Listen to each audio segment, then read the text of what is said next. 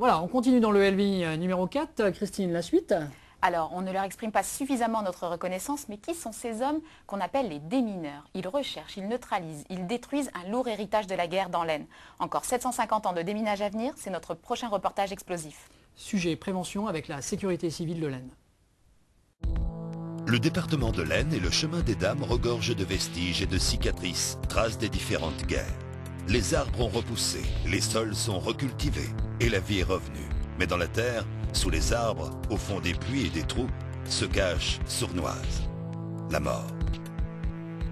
Lors de la Grande Guerre, une munition sur 4 n'a pas explosé et les chiffres de l'artillerie française et allemande laissent à penser qu'il faudrait encore 750 ans au service du déminage de l'Aisne pour les neutraliser. Blotti dans un ancien fort de 1880, éloigné des regards indiscrets, le service du déminage de l'Aisne est rattaché au ministère de l'Intérieur. Il effectue 700 interventions par an sur tout le département. Composé d'anciens militaires ou de policiers de formation très technique, il retire, trie et détruit inlassablement toutes les munitions du département de l'Aisne. Les restes de la guerre qui sont découverts principalement par les agriculteurs lors des labours et l'entretien des terres. Donc on retrouve des munitions dans un état impeccable. Donc tout ce qui reste là, tout ce qui est ici est bien sûr dangereux. Malgré tout, on a pris la décision de les transporter parce qu'ils étaient dans un état qui nous permettait de les transporter. Et les munitions vraiment dangereuses à la manipulation ont été détruites sur place. Un 10-5 allemand, il peut être chargé en explos ou balleux. Bon, on peut le transporter, hein, on le ramène. Hein. Ah là, bah, tiens, une discus, une grenade allemande. Ça, c'est extrêmement dangereux, on va être obligé de la détruire sur place. Hein.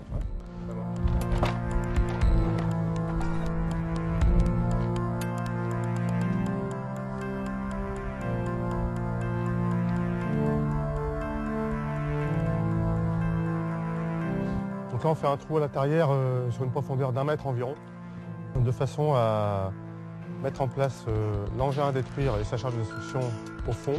On va recouvrir de sable et lors de l'explosion, on aura un minimum de projection d'éclat et de sable à l'extérieur de façon à ne pas détruire l'environnement.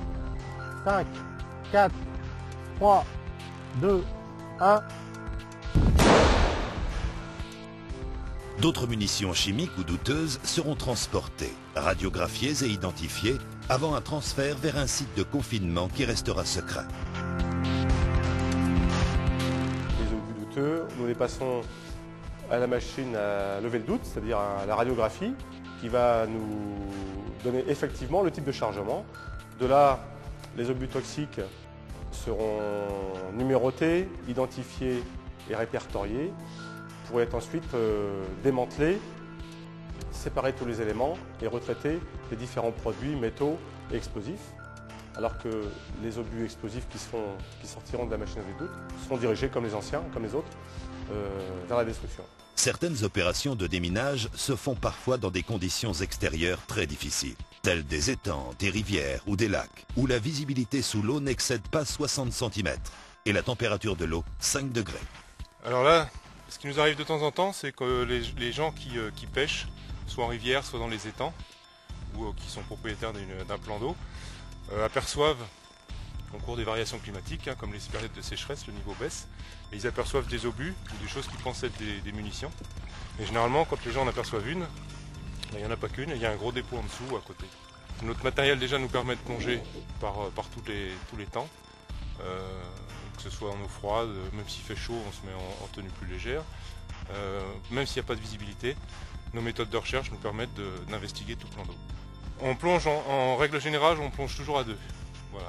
Par petit fond, quand la zone est claire, on a une dérogation qui nous permet d'intervenir jusqu'à 7 mètres maximum, seul, mais il faut que les conditions soient très favorables. Les gens pensent généralement qu'ils s'altèrent, que la propriété de l'explosif ou de la munition s'altère dans le temps. Il n'en est rien, parce qu'au contraire, les munitions conservées dans la vase, elles ne sont pas soumises à un échange thermique violent, comme en extérieur, avec les périodes d'été ou de froid. Elles sont bien conservées, elles sont généralement intactes. On arrive à retrouver des munitions qui ont leur peinture d'origine, donc elles n'ont pas bougé. En 2005, les 9 démineurs de la sécurité civile de l'Aisne ont retiré 55 tonnes de munitions, dont 4 tonnes d'obus toxiques. Le département se classe ainsi deuxième plus gros département et centre de déminage de France, après celui d'Arras. Donc si un conseil est donné, premièrement, c'est pas toucher. Les engins sont dans un état quand même d'oxydation important. Les mécanismes se dégradent rapidement. Donc ils sont de plus en plus sensibles naturellement et le risque est accru. Là on pourrait dire, bah, tiens, cette grenade-là, elle est en mauvais état, c'est pas grave, ça ne fonctionnera pas. Personne ne peut le dire. C'est toujours dangereux, c'est toujours l'engin explosif dans son intégrité et il peut toujours fonctionner. Donc là on a des engins en parfait état de fonctionnement. Il faut appeler le service du déminage et éloigner surtout de la vue, cacher l'engin, remettre...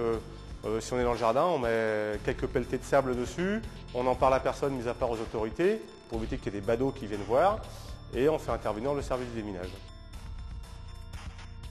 Alors prudence, ne manipulez pas, ne déplacez pas, et surtout, n'essayez jamais d'ouvrir ces anciennes munitions.